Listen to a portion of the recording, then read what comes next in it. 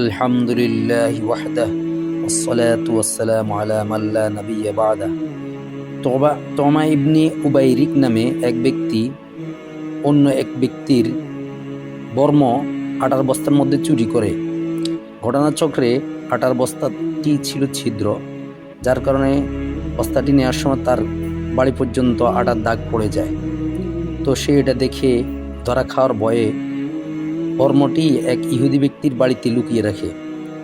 যখন খোঁজাখুঁজি করার পরে বর্মটি পাওয়া যাচ্ছিল না, তখন লোকজন আটার দাগ ধরে তমার বাড়িতে গেল, কিন্তু তমা এবং তার পরিবারের লোকেরা এই বিষয়টি যে তারা দোষটা চাপিয়ে দিল ইহুদির উপর, এবং এমনকি তারা আল্লাহ রসুল সাল্লাল্লাহু আলাইহি ওয়াসাল্লামের কাছে গিয়ে দাবি করলো যে চোর হলো মূলত ইহুদি, তমা হলো নির্দোষ।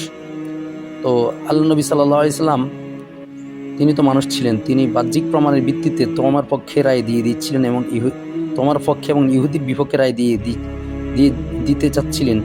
ঠিক সে মুহূর্তে আল্লাহ তাআলা কোরআনে কারিমের যে আয়াত নাজিল করে নবীজিকে সত্য জানিয়ে দেন যে, এবং আল্লাহ তাআলা জানিয়ে দেন যে তমায় ছিল প্রকৃত চোর আর ইহুদি লোকটি ছিল নির্দোষ। তো সূরা নিসার 105 নম্বর আয়াত আল্লাহ তাআলা বলেন, ইন্না আনজালনা ইলাইকাল কিতাবা বিল হাক্কি লিতাহকুমা বাইনান নাসি বিমা আরাকাল্লাহ। নিশ্চয়ই আমি আপনার প্রতি কিতাব অর্থাৎ কোরআন নাজিল করেছি সত্য সহকারে, যেন আপনি মানুষের মাঝে বিচার করতে পারেন আল্লাহ আপনাকে যা দেখিয়েছেন অর্থাৎ যা শিক্ষা দিয়েছেন তার মাধ্যমে। ওয়ালা তাকুল লিল খাইনিনা খাসিমা, আর যারা বিশ্বাসঘাতক হয় আপনি তাদের পক্ষপাতী হবেন না। সূরা নিসার 107 নম্বর আয়াত, ওয়ালা তুজাদিল আনিল লাযিনা ইখতানুনা আনফুসাহুম, আপনি তাদের পক্ষ থেকে বিতর্ক করবেন না যারা নিজেদের সাথে বিশ্বাসঘাতকতা করে। ইন্নাল্লাহা লা ইউহিব্বু মান কানা খাওয়ানান আসীমা, নিশ্চয়ই যে খেয়ানতকারী হয়, পাপিষ্ঠ হয়, আল্লাহ তাআলা তাদেরকে পছন্দ করেন না। আরেকটি ঘটনা, হযরত আয়েশা রাদিয়াল্লাহু তাআলা এর সতীত্ব নিয়ে একবার অপবাদ ছড়ানো হয়েছে যে উনি জেনা করেছেন। আর এই অপবাদ রটানোওয়ালাদের মধ্যে যে একজন ছিলেন হযরত আবু বকর রাদিয়াল্লাহু তাআলার আত্মীয় মিস্তাহ ইবনে উসাসা। তিনি অত্যন্ত দরিদ্র ছিলেন আর আবু বকর রাদিয়াল্লাহু তাআলা তাকে নিয়মিত আর্থিক সাহায্য করতেন। তো এখন আল্লাহ পাক কিছুদিন পরে আল্লাহ পাক হযরত আয়েশা রাদিয়াল্লাহু তাআলা এর পবিত্রতা ঘোষণা করে কোরআন কারিমের আয়াত নাজিল করলেন। তখন আবু বকর রাদিয়াল্লাহু তাআলা যে অত্যন্ত ব্যথিত হয়ে কসম করে বললেন যে আল্লাহর কসম, আমি কখনোই মিস্তাকে সাহায্য করব না, কারণ অপবাদ রটানোওয়ালাদের মধ্যে মিস্তাও ছিল।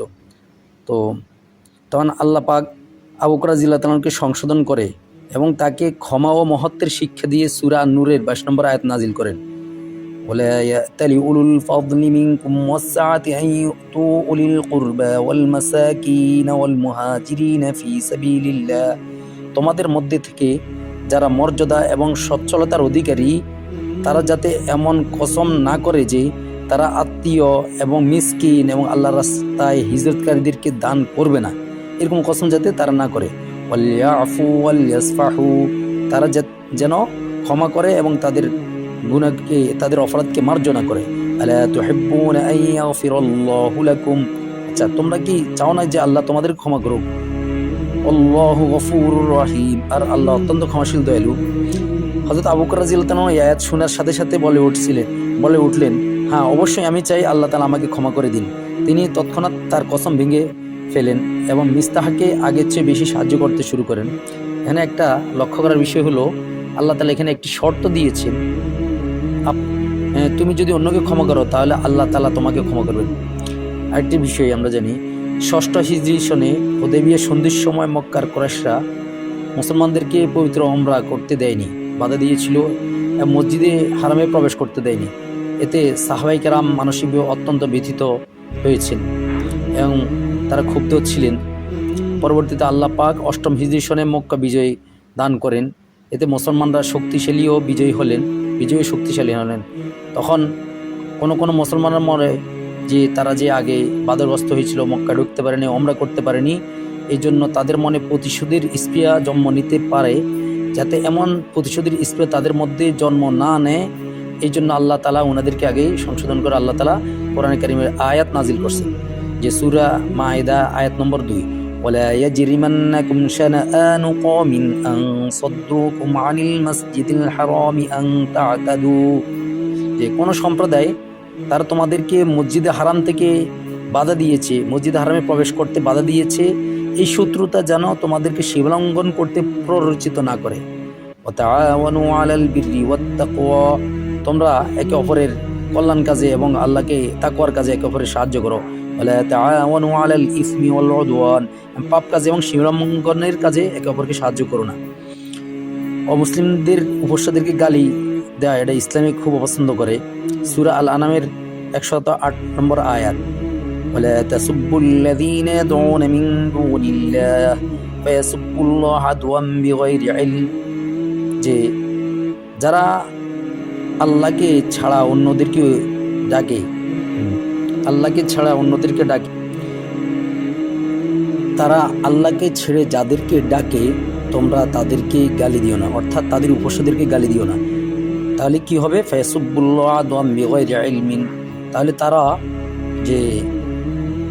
তারা সীমালঙ্ঘন করে অজ্ঞতাবশত আল্লাহকে গালি দিবে। তোমরা তাদের উপস্যাদেরকে গালি দিবে, তো এর ফলে তারা তো আল্লাহকে গালি দিবে। তাহলে তাদের উপস্যাদেরকে গালি দেওয়া মানে তোমরা আল্লাহকে গালি শোনানো। এই জন্য আল্লাহ পাক এটা নিষেধ করেছেন। ইসলামের বিধান হলো ন্যায়ের সাক্ষ্য দেওয়া, চাই সে অমুসলিম হোক। সূরা নিসার 135 নম্বর আয়াত, ইয়া আইয়ুহাল্লাযীনা আমানু কুনু কওয়ামিনা বিল কিসত শুহাদাআ লিল্লাহ, ঈমানদারগণ তোমরা ন্যায়ের উপর অটল থাকো। শুহাদাআ লিল্লাহ, সাক্ষ্যটা আল্লাহর জন্য দিবে, এখানে তোমরা স্বার্থের দিকে তাকাবে না। ওয়ালাউ আলা আনফুসিকুম, যদিও তোমাদের বিপক্ষে যাক, আবিল ওয়ালিদাইনি ওয়াল আকরাবিনা, অথবা তোমাদের মাতা পিতা এবং আত্মীয় স্বজন বিপক্ষে যাক। ইয়াকুন গানিয়ান আও ফাকিরান ফাল্লাহু আওলা বিহিমা, আচ্ছা যার বিপক্ষে সাক্ষ্য দেওয়া হচ্ছে সে যদি ধনী হয় অথবা দরিদ্র হয়, তো আল্লাহ তাআলাই তার নিকটতম, আল্লাহ তাআলাই তার উত্তম অভিভাবক, আল্লাহ তাআলা সেটা ভালো বুঝেন। ফালা তাত্তাবিউল হাওয়া আন তা'দিলু, সুতরাং তোমরা যে ন্যায় সাক্ষ্য দিতে তোমরা প্রবৃত্তির অনুসরণ করো না। وإن تلووا أو تعرضوا فإن الله كان بما تعملون خبيرا, আর যদি তোমরা সাক্ষ্যকে বিকৃত করো অথবা সাক্ষ্য থেকে বিমুখ হও, অর্থাৎ সত্য সাক্ষ্য থেকে তোমরা মুখ ফিরাও, তবে মনে রাখবে আল্লাহ তাআলা তোমাদের কর্ম সম্পর্কে ভালোভাবে জানেন। সূরা মাইদার 8 নম্বর আয়াত অনুরূপ আল্লাহ তাআলা বলেন, ইয়া আইয়ুহাল্লাযীনা আমানু কুনু কওয়ামিনা লিল্লাহি শুহাদাআ বিল কিসত, ঈমানদারগণ তোমরা যে আল্লাহর জন্য অটল থাকো এবং ন্যায়ের সাক্ষ্যদাতা হও। ওয়ালা ইয়াজরিমান্নাকুম শানাআনু কওমিন আলা আল্লা তা'দিলু, যে কোনো কমের সাথে, সম্প্রদায়ের সাথে তোমাদের শত্রুতা আছে, এই শত্রুতা যাতে তোমাদেরকে যে ন্যায় করার জন্য অন্যায় করতে তোমাদের পরাজিত না করে, তোমরা ন্যায় করবে না এরকম যাতে তোমাদেরকে পরাজিত না করে। ই'দিলু, তোমরা ন্যায় করো, হুয়া আকরাবু লিত্তাকওয়া, এটাই তাকওয়ার নিকটবর্তী। ওয়াত্তাকুল্লাহ, তোমরা আল্লাহকে ভয় করো। ইন্নাল্লাহা খাবীরুম বিমা তা'মালুন, নিশ্চয় আল্লাহ তাআলা তোমাদের সার্বিক কর্ম সম্পর্কে সার্বিক অবগত আছেন। সূরা আন-নাহলের আয়াত আল্লাহ তাআলা বলেন, ইন্নাল্লাহা ইয়া'মুরু বিল আদলি ওয়াল ইহসান, যে নিশ্চয় আল্লাহ হুকুম করছেন ন্যায়ের এবং সদাচরণের। ওয়া ইতাইযিল কুরবা, এবং আত্মীয় স্বজনকে দান করার আল্লাহ তাআলা হুকুম করছেন। ওয়া ইয়ানহা আনিল ফাহশাই ওয়াল মুনকারি ওয়াল বাগি, এবং আল্লাহ তাআলা নিষেধ করছেন অশ্লীল কাজ থেকে, খারাপ কাজ থেকে এবং সীমালঙ্ঘন করা থেকে। ইয়াইযুকুম লাআল্লাকুম তাযাক্কারুন, আল্লাহ তোমাদেরকে উপদেশ দিচ্ছেন যেন তোমরা শিক্ষা বা উপদেশ গ্রহণ করো। তো প্রতিশ্রুতি রক্ষা করাটা ইসলামের একটা গুরুত্বপূর্ণ বিষয়। আল্লাহ তাআলা বলেন সূরা বনী ইসরাঈল আয়াত নম্বর 34, ওয়াউফু বিল আহদ ইন্নাল আহদা কানা মাসউলা, তোমরা প্রতিশ্রুতি রক্ষা করো, প্রতিশ্রুতি পূর্ণ করো, নিশ্চয়ই এই প্রতিশ্রুতি সম্পর্কে তোমাদেরকে জিজ্ঞাসা করা হবে। তো প্রতিশ্রুতি পূর্ণ করার ক্ষেত্রে যেই হোক, যার সাথে তোমরা ওয়াদা করবে এটা অবশ্যই পুরা করবে। সূরা আন-নাহলের 91 নম্বর আয়াত, ওয়াউফু বিআহদিল্লাহি ইযা আহাদতুম, তোমরা আল্লাহর প্রতিশ্রুতিকে পূর্ণ করো যখন তোমরা প্রতিশ্রুতি করবে। ওয়ালা তানকুদুল আইমানা বা'দা তাওকিদিহা, তোমরা কোনো প্রতিশ্রুতিকে ভঙ্গ করো না, এটা পাকাপোক্ত করার পর। ওয়াদ জাআলতুমুল্লাহ আলাইকুম কাফিলা, অথচ তোমরা এই তোমাদের প্রতিশ্রুতির জন্য তোমাদের উপরে আল্লাহকে সাক্ষী, আল্লাহকে জামিন বানিয়ে নিয়েছো। ইন্নাল্লাহা ইয়ালামু মা তাফআলুন, মনে রাখবে নিশ্চয় আল্লাহ তাআলা তোমাদের কর্ম সম্পর্কে জানেন।